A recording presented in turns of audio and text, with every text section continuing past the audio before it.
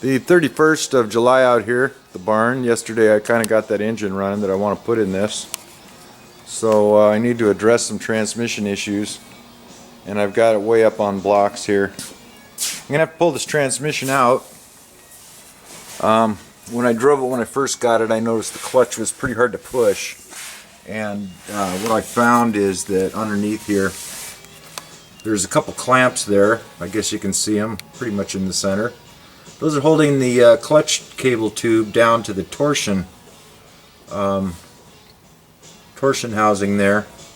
And then up here there's another clamp that's holding the Bowden tube kind of tight to the transmission. Well, it's not supposed to be that way. And I'm going to have to fix it, apparently.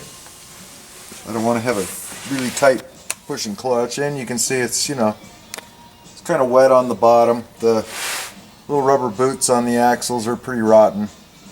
So I guess this afternoon's project will be to pull this transmission out and then put some new boots on it and tighten bolts and stuff. I'm not going to tear it apart and reseal it.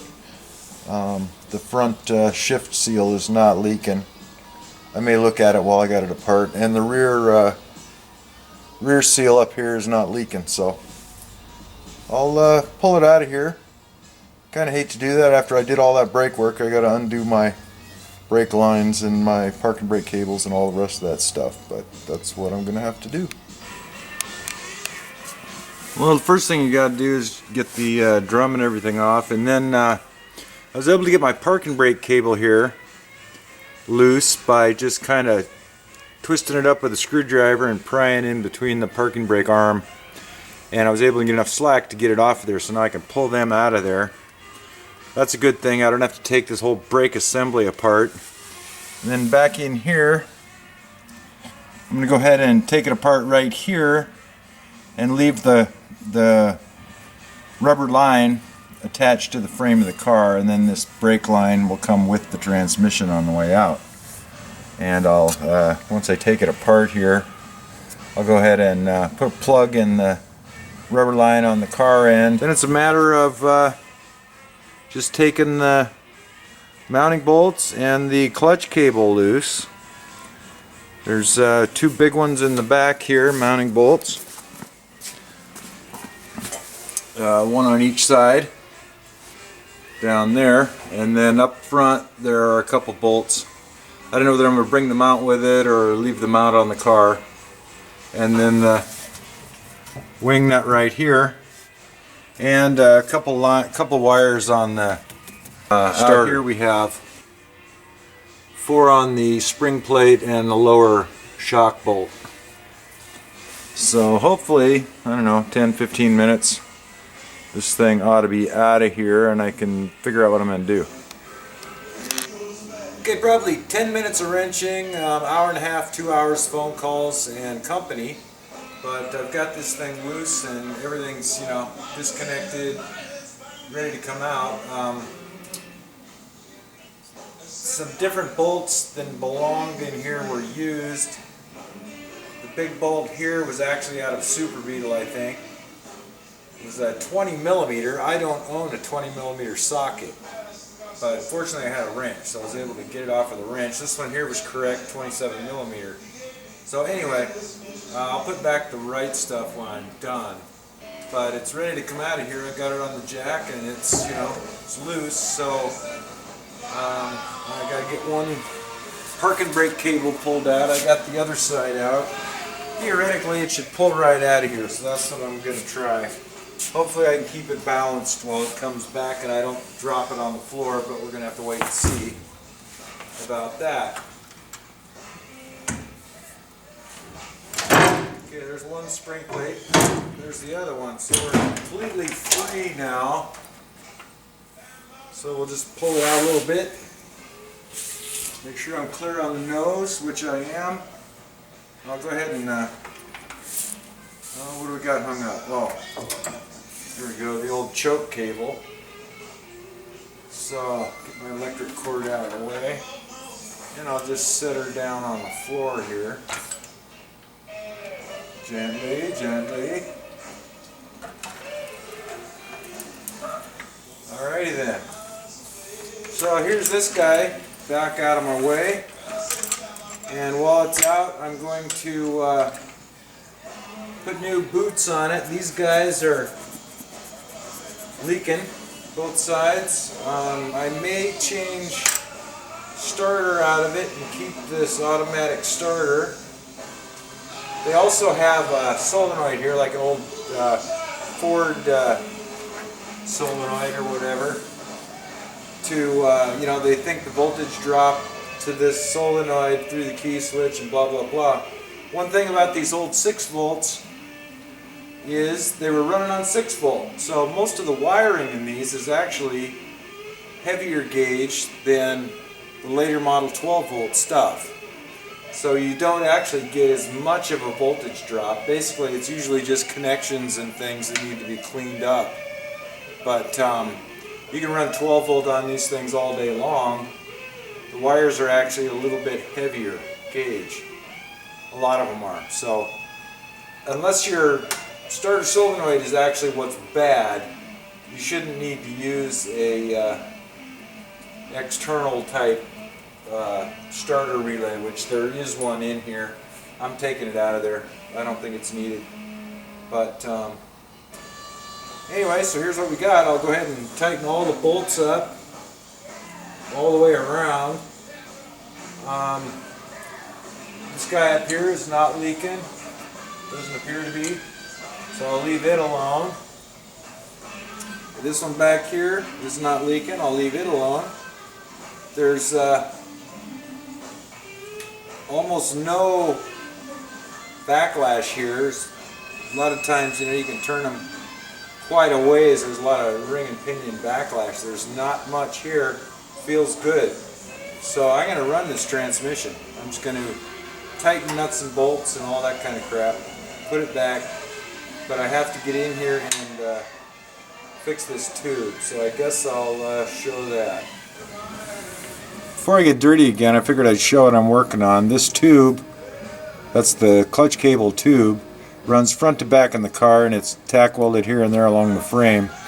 And it's supposed to be welded to this torsion housing here. There's a bracket that's supposed to be tack welded in there. Anyway, it's not welded anymore, so there are 2 hose clamps crisscrossed holding that in place, and that's just not a good deal. And this Bowden tube, this flexible Bowden tube that goes over it, the cable rides in, was hose clamped to the housing of the transmission here. And it needs to flex a little bit in normal use. But so I got to get these clamps out of here and get that thing welded back the way it goes and make sure there's nothing else broken front to back. But for some reason it felt like the clutch cable was binding, although without the clutch hooked up it felt fine, it moved freely. But I think once the pressure is on, it was binding up. And in fact, the end of this Bowden tube, if we can see, is worn right here. So this Bowden tube is probably crap as well. They do wear out, and they'll wear through if things aren't right. They'll wear through these tubes over time. So I'll check the cable out and all that good stuff, make sure nothing's cut or frayed or worn funny, and get this thing welded back in place and put it all back together. But that's the reason for taking this tranny out, and while it's out I'll go ahead and fix any leaks I can find. Well, August 1st out here, and company's gone for the day maybe. But I'm back in under here, and I got the clamps that were on there off. The hose clamps that were holding that tube. So I'm going to clean that mess up and see where I'm at. What we got in here on the torsion tube is this little plate that's attached to the torsion tube, and it's still firmly attached. It has little raised edges that go on either side of the clutch cable tube here, and it's broken loose. So I'm going to tack between the plate and the tube on both sides, and that'll put it back in place. There's the this here is the fuel line metal fuel line. I may replace that. It goes from the tank back to the engine compartment. I may replace it. It's old. And then the throttle cable tube is here. It's still firmly attached. The fuel line just kind of sits in its little spot, but the throttle cable tube is welded to this plate and the clutch cable tube. So I got to clean all this area up, and then I can tack it back down on each side where the tacks are broken, and then I'll be good to go on that. And I'll see what else I'm going to do in here. The shifter bushing appears to be in good shape. It's the old school roundy guy, and it appears to be fine, so I'll probably reuse that.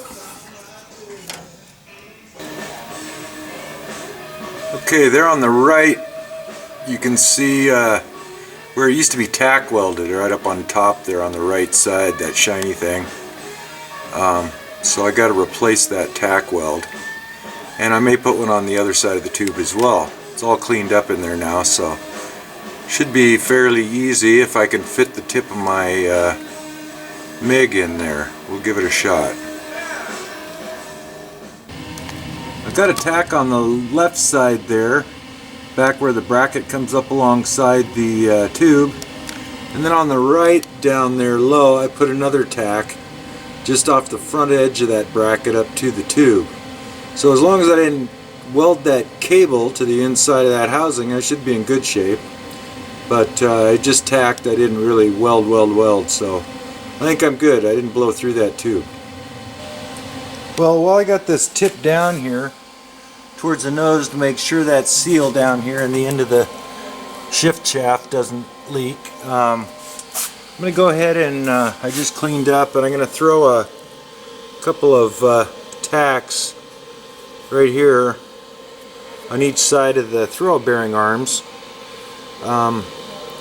This style here, they're just kind of welded around a little bit here, and you can take it out and weld, you know, both sides, whatever, but I'm just going to throw a tack in here on each end, because when it's pulling against this direction, so that'll keep it from tearing out right here and coming off. Because when these things break and you're on the road, you got no clutch, so you end up having to start your car in first and take off and then shift without a clutch, and it's a pain in the butt. But it can be done, but it's a drag. So I'm going to go ahead and tack these. I don't have one of the heavy duty style, which actually wrap all the way around, to throw in here. So I'll just tack them up, and that should make sure they don't come apart. They're generally pretty good for a stock clutch, but you know, in time they can come loose, and I'm just going to throw a little insurance at it. Well, there we go. I'm happy with that. So I think I'm going to throw this thing back in. I will change the boots once I get it in. I don't want to tear up the new ones putting it in, tear them up on those horns in there. And what I'll do is once I get it all in place and bolted, I can jack each axle up by the shock bolt down there, the shock mount, and that kind of straightens the axle out, so you can put those boots on relatively easy. Do them one at a time. So yeah. Alright, well, I got all my wires and everything sorted out under here that I wanted to do, and I guess it's time to try and put this in. Whether or not I put this segment on the video, all of it, we'll see how long it takes. But if I can keep it balanced and get it up in there, I should be able to have it just sitting in place pretty quickly. So we'll find out. I got a block under the front of it right now, so I got to balance it front to back and kind of side to side as I bring it up, and then I have to go forward over that cross piece there without dropping it, and get these axles, which are going to hang down over the two frame horns here. And if I'm successful, it should slip right in there. Came out pretty easy, so we'll find out.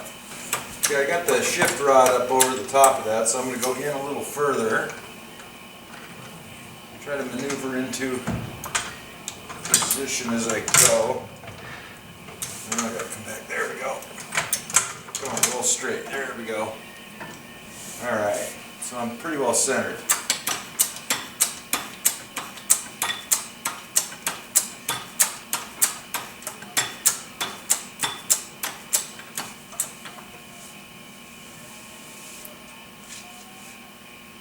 I got 2 bolts up front, 2 studs coming out of the torsion tube, which go into 2 holes on the front mount.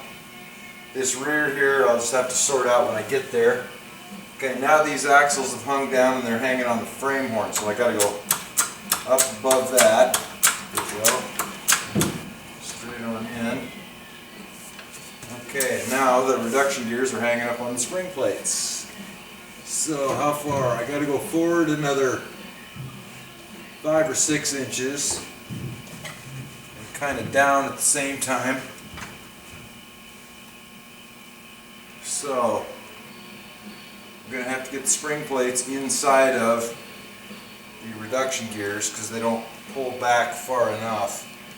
They don't pivot back far enough to manage here. So, all right.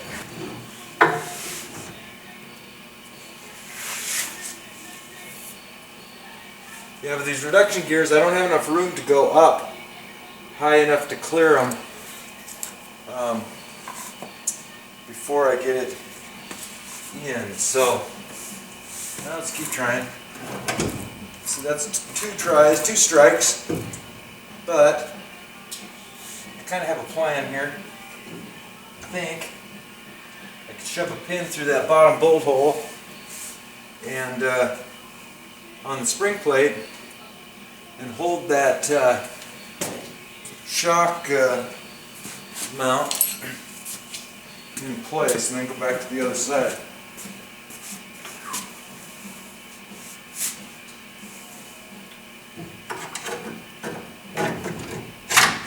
There we go. That'll hold that side on, I believe, while I do the other side. Maybe.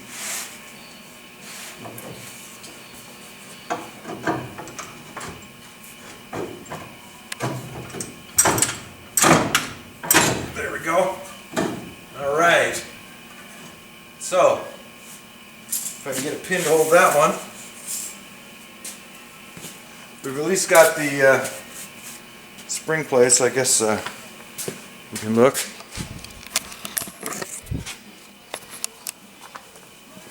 That's what I'm doing here. Got the spring plates inside the reduction gears.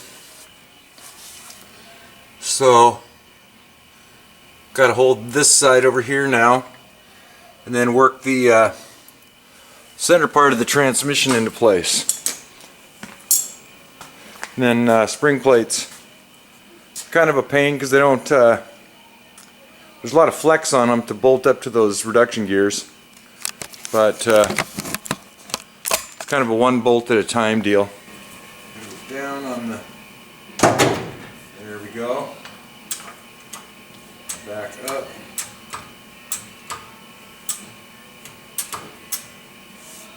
Yeah, I've got to do these axle boots later. This one here is leaking bad, and this one as well. They're rotten. And this amount of movement that I've done out and back in has torn them. So I'll put new ones on.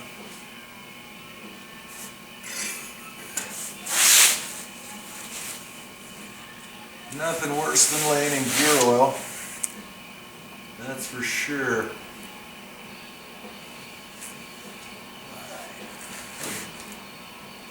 That's not bad. Got to do is go down a little further. There we go. Okay, front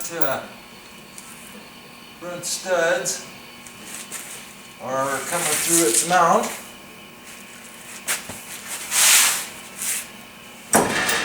There it is. So I'm going to go under and check my shift linkage. Make sure that went where it belonged. And then I can adjust and get these bolts in the back. So that wasn't so bad. Very close on these bolts here on the back.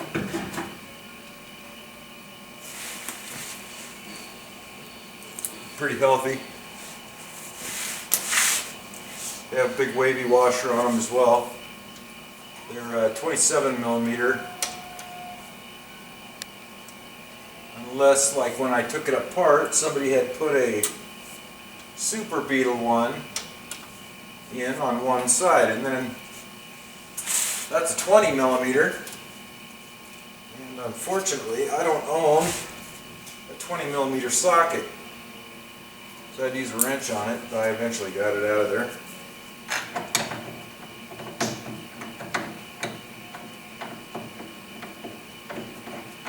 Okay, there's one started. It's got threads and then a big long shoulder on it.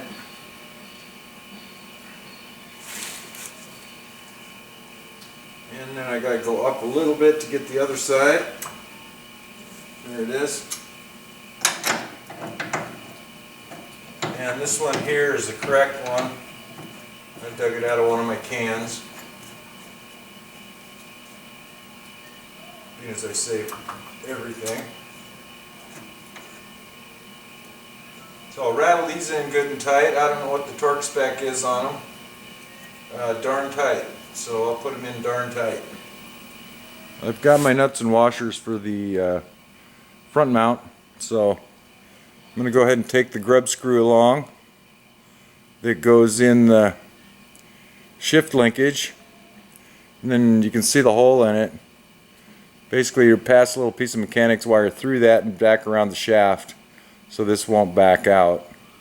I'm gonna take it under there with me and get that all sorted out while I'm down there.